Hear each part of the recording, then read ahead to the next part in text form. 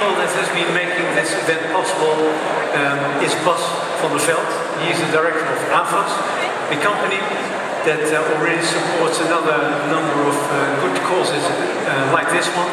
And I'd like to introduce him onto the stage, give him a warm round of applause, because he's going to introduce to you the rest of this fantastic program. Thank you very much and have a very nice evening. Dank u wel.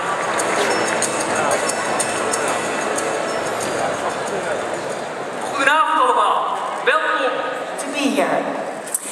It's going to be a fantastic evening. Tonight is about inspiration. But the problem is, we're being inspired every minute if we just look carefully. The world will not change just by being inspired, I'm afraid. So, it's about action.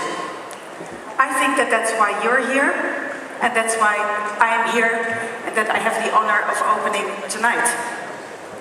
So tonight's speakers, they will share their insights about sustainable success. Sir Richard will talk about the road from nothing to the top. Bear will talk about why failing has a value.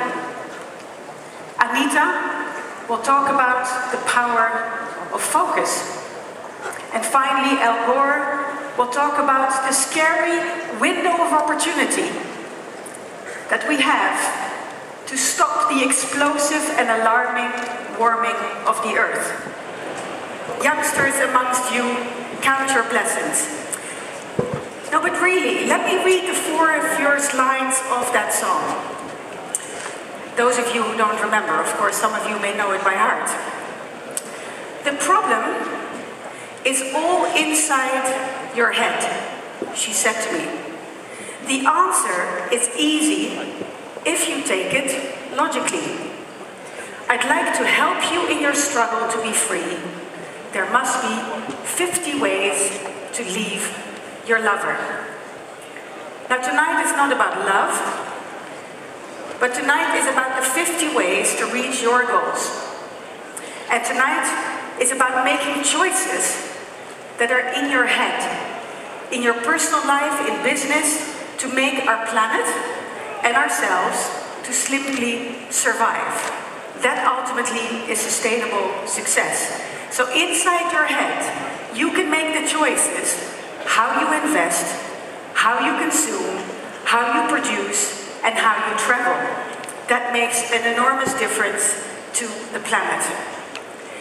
Now, I'm also 50, as you can see.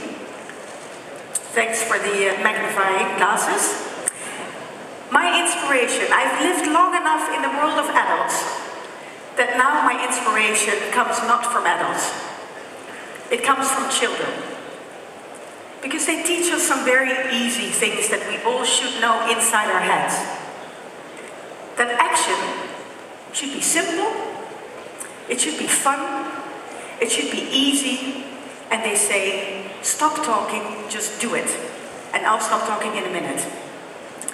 For me, kids are undervalued change agents, and for them, disruption that you pay a lot of money for with startups, nothing against startups, but again, and consultants, but children are disruptive in their very core business, and they don't even know it. They're just themselves being disruptive. For me, I can also do a panorama with you sitting down, but again, the fear of me thinking that every one of you will stay sitting. No, I haven't asked the question. Are you mad? If this was a competition, you definitely use. Excellent. So, you can sit down, because first I'll ask the question. What is this? Goodness. But thanks for being so gracious. So those of you, and I'm really serious about this, because the clock is ticking, time is not on our side. It is 5 to 12 when it comes to saving our planet. But if you want to make sure that your wallet stays correct, you act now and make it simple. So, the The question is, who of you is planning to take the inspiration from tonight and turn it into one simple action tomorrow, and is willing to scale it up and inspire others to do the same? Now, are you standing up? Who will do this?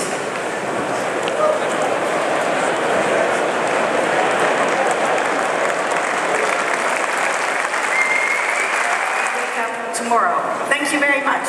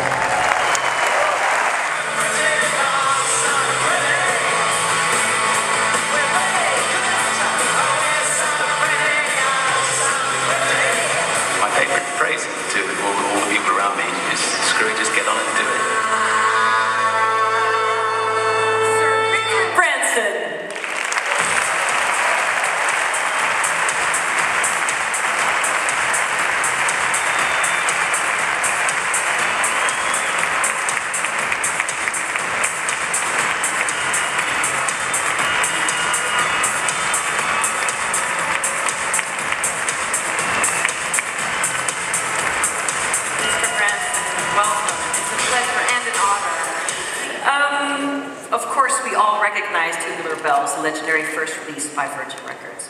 You're also responsible for some other material. Maybe you can explain, after we hear it to us, what this is.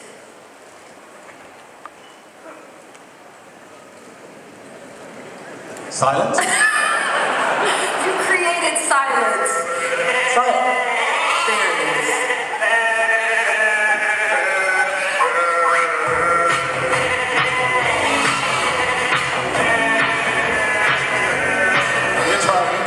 My credibility, I think, in the audience. Not at all. I'm trying to prove. We sent a 16-track recording studio out to a farm, and they sang Bar Bar Back Sheep, and it went to #1 in the English charts. #1? Is that completely ruined my reputation as a hip record. Was that disturbing that it went to #1? Yeah, or brilliant? A little disturbing. A little disturbing. But we had bands like the Sex Pistols and others that made up for it somewhat. Exactly, the reputation. You have a special connection to the Netherlands. In your autobiography, you write about your first healthy girlfriend, and you mentioned that it was a Dutch girl, and you called her a healthy Dutch revolutionary. Now, I was wondering, how did you manage to sneak a Dutch weed-smoking revolutionary teenage girl onto the grounds of your strict boarding school? Well, it's an interesting story. But 50 years ago, this was my first love, and I think we met when I was 15. No, when we were both around about 50, and we were together for 4 or 5 years, and we haven't seen each other before today. So stories like that, she's been correct. We had a lovely lunch together. She's been telling me, reminding me. Today for the first I met her again today. I'm not going to tell her where she is in the audience, but she happens to be in the audience. She's here! This is an amazing story for the first time in 50 years. We recognized each other, which is very nice. And she still looks as beautiful as she did 50 years ago. So it was very, very nice seeing her and her children.